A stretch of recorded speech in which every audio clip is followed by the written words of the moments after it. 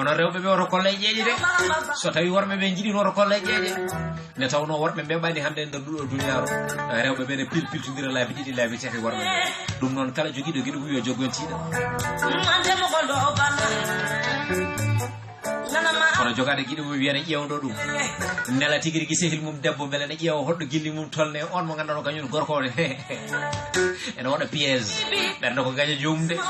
wonko ɓerde ma yinnanma taw wona ko malatma taw koko manatma ko malatma ko e ko manatma ko so ari suɓa ko malatma ko gacca ko manatma ko ne tawno maloyna dusma ha lakara kono manore hay feetu ɗum woto fijir gilli way guilli fijirtaki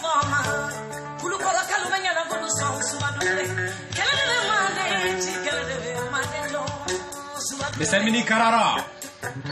hajja kam tonto dabiyo wodeji wuro abdoul boire reedu segala ñande karim simoɓe dabiyo dundu kono dundu kañum fiɗɗanno wudira wiye allah tan conde gure jalta tanum abdoul boire seydou kane voilà. C'est parti Oumar siki ala mboɗo sikkito gonɗa ɗo tigui rigui ha joni a foftima yimɓeɓe ne cohluma ene ɗomɗoma ne haalirta ni henna kono noon ha joni en mbiya tan bandiraɓe ɓe mbawi jokkude noddude kala jiɗɗo jeeyede émission o watta ko 88 628 10 95 ɓe mbawa jeeyede nder émission men mo ganduɗa hoorema ko nalanŋke hallanam nalanŋke 10 mois nalanŋke wowlanam nalanŋke kay waxuma maa ngi nuyu képp koo xamante ne kuy déglu Safina FM ñu di leen jaajëfal di leen jox seen wàccuwaay bu baax a baax a baax a baax di leen xamal ne ñun ak yéen la ndaxte Safina kenn ku ci nekk da nga ciy gis sa bopp parce que Safina daanaka olof bi mu ngi fi am wàll daanaka pël yi dañ fi am wàll daanaka ñii di séeréer yi joolaa yi bambara yi ñoom ñëpp am nañ fi wàll ndaxte lii mooy Sénégal Sénégal benn bopp la kenn mënu koo xar ñaar kenn ku ci nekk boo déggee muy maanaam beneen làkk rek war nga koo mun a làkk loolu du dara voilà lu ne fu ne ku ne nga ci waaw loolu la olof jaay di wax kon nag nee naa leen yëg-yëg ak dégg-dégg beneen dimension la leen fay bu ci émission la kon joxal sa bopp yàlla boo bëggee jàll man di jëdo premier sappe laa bëgg a taxaw balaa naay bi di jeexal nodd bi kon nag seen xarit seen soppe seen àndandoo seen doomu nday seeni doom mu ngi noonu Oumar kooku ku jara jàppale la yéen ñi am émission olof yi war ngeen ko woo parce que genre boy yi mel ni kenn waru leen bàyyi dañ leen di war a tettee dañ leen di war a gunge loolu baax la Oumar ɗum noon garten e nder ɗemngal niniwal ngal pattam lamal ngal dimal ngal jiɓɓungal ngal jumtugal ngal woni pular sikki ala holko mbawɗa rokkude e bandiraɓe ɓe nde tawno aussi so tawi aɗa hoɗa aɗa yima ene siftonori yimɓe nden elage baba beydi mal son uji makko ɗi gandanɗa hoorema kaɗannoɗi ɗanniyankoɓe ɓe luftude tigui rigui toon e laddeji ɗi ɗum noon bisimilla ma.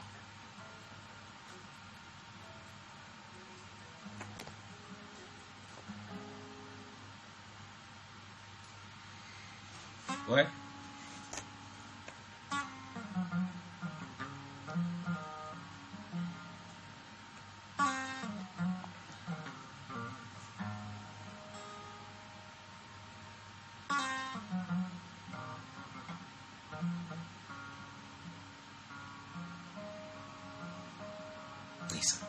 Woni miya bele hakono bandiraɓe kettuɗe ɗo ɗo hay sinno waji ɓe jiɗnoɗo ɓe kuppat appel aji ɗi vas y tu continue andi yimɓe jiɗi ko hettade mona tawno émission so yuɓɓi deeƴi yimɓeɓe jiɗana noddude ɓe jiɗa tan ko hettade miya bele ko manga men ye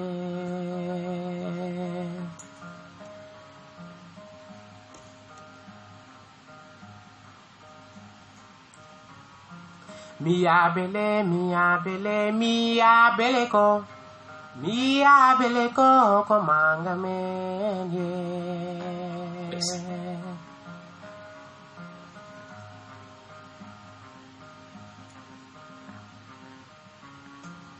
kokoriko miya bele ko kokoriko miya bele ko kokoriko miya bele ko kokoriko miya bele cholime ko de me sumano ko manga men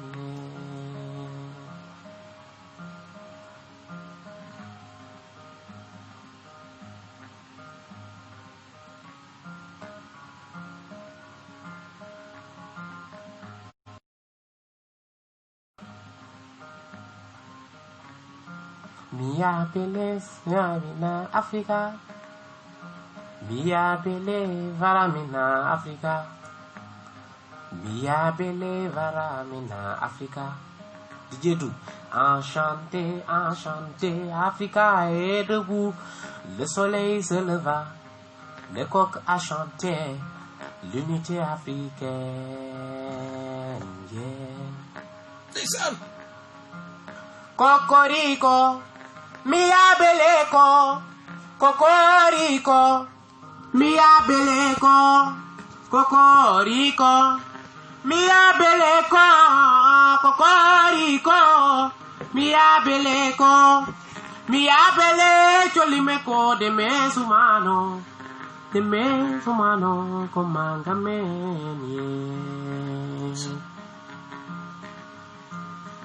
aha,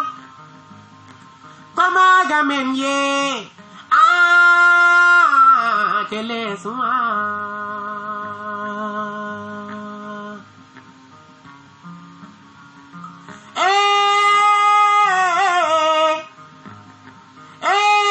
comangame, ye, ah, que les Africa. Bubel ba mi salminima. Aha, Africa, comangame, ye, ah, que les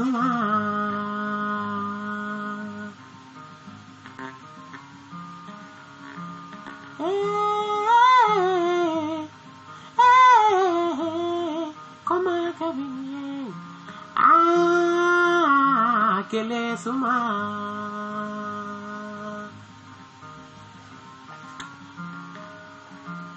Bibenenam denten gam Africa wanna go to Africa yo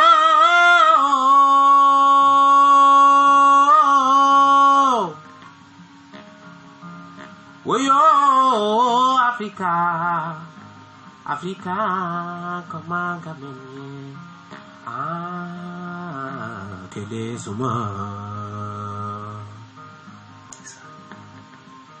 Karjatu sawna na hedo ko. Gondo ton to Italy. Come on que les Bisan ko non tigi bandirabe musibbe tedduɓe heedi berandaɓe gurdam suba o machallah ko yuppinto ko ene yuppani tigirigi ha joni kala jiɗɗo ko yuɓɓi ɗum noon ya ɓooy yuɓɓinte ko juɓɓina ko annene keɓa hen juɓɓude nde jiɗɗa ha joni yuɓɓanma ndi ne haaldiri nene nde tawno so yuɓɓinima ko rendo fulɓe kala yuɓɓani mi weltanimama hawni gongre gonga miñam machallah kadi aussi waɓene mani minene koye men min gaccata ɗumen caggal no tawno aussi ko juuɗe ɗiɗi coɗidirtane laaɓa ko juuɗe ɗiɗi coɗidirtane laaɓa c'est très important voilà Oumar actuellement ɗo gonɗa ɗo so tawi mi wimo wonde hol gonɗo idole ma hol gonɗo référence ma e nder ɗum tuma holko jabotoɗa kam ne tawno moni kala ene jogui mo timtorto moni kala ene jogui darogal moni kala sonno ko sago mum ne oɗo wayni ko non wonni jimmi wade andene hande so tawi wiyama wonde Oumar holi goɗɗo référence ma holi goɗɗo darogal ma holmo wiyata aha Oumar Fouta kañum no mbirumi nani ni ko suka pullo jiɗɗo pulaagu ɓamto yara yeeso Oumar Fouta kala nalanŋke gonɗo ɗo hande nalanŋke jimo so tawi ko pular walla wolof hay wone nalankoɓe yimoɓe tubankore Oumar Fouta ene eto ñimtinde ɗumen saabu gandal yonata Oumar Fouta yimɓe foof ene ƴeewira ɗum ɓene mbiya Elage Baba Mal e waɗi woɗɓe goto foof ɓen mbiya kawam Demba Guissé en kono Oumar Fouta tan Demba Zelam fewi ndeysan Oumar Fouta tan kañum kala jimo nalanŋke sagam ko wiyede mi waɗa sagam fof neɗɗo fof nalanŋke fof mi waɗa ɗum sehil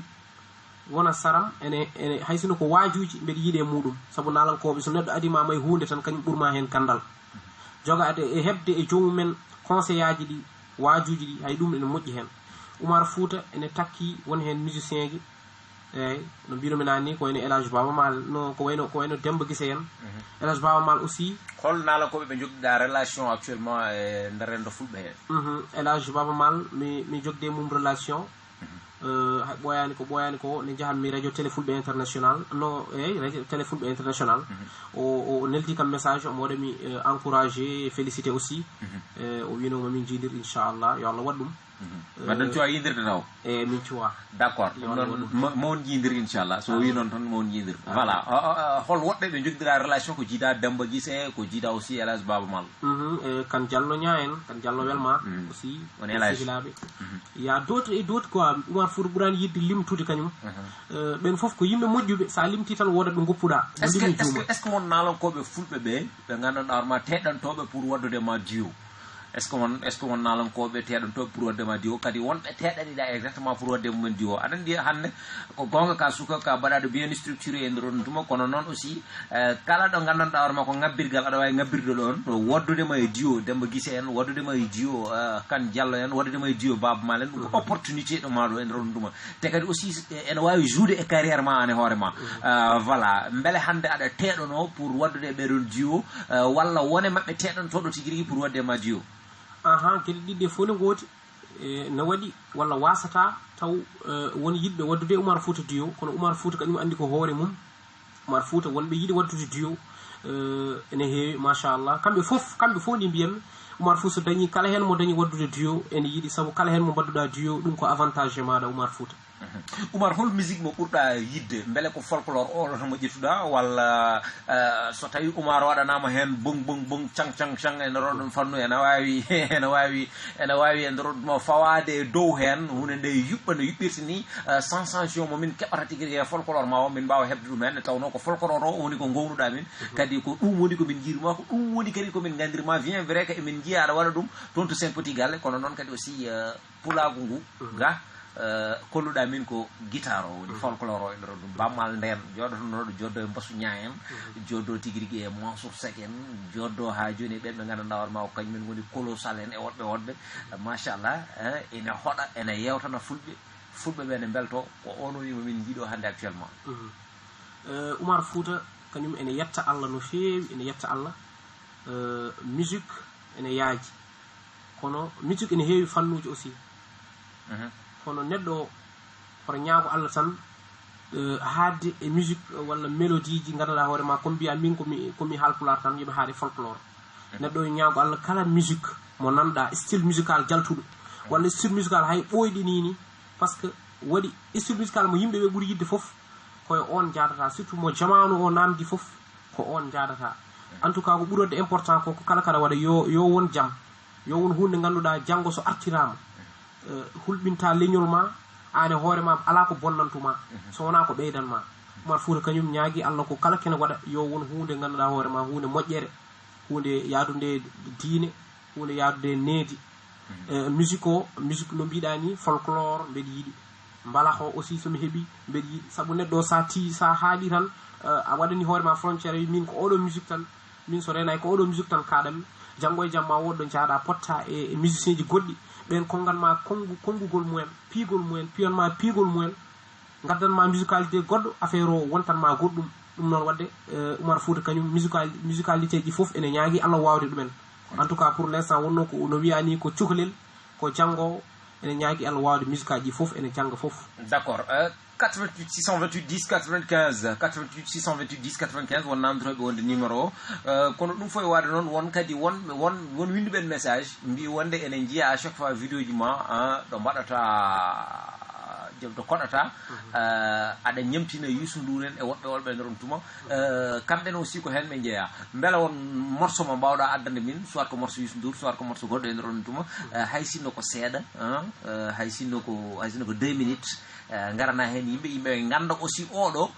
wona tan to banggue pulaagu ɗo yaari omo yaari fannuji goɗɗi ɗi jiida tigui rigui onoɗo fannu tan o musique à la frontière voilà ɓe wawi hokkude moon hay sino ko morceau kawam Demba Guissé aussi taw ko musique mo ganduɗa hoorema sen mbela mbiyen mbalax kadi sen mbela mbiyen musique mo ganduɗa taw ko wolof d' accord d' accord vas y ne jiidirɗa foof ne haalirtide nan e tawno aussi bawɗo ko waɗata ko ɗaccitene ko waɗata ko te kala ko waɗi mboɗo sikki yuɓɓat bisimilla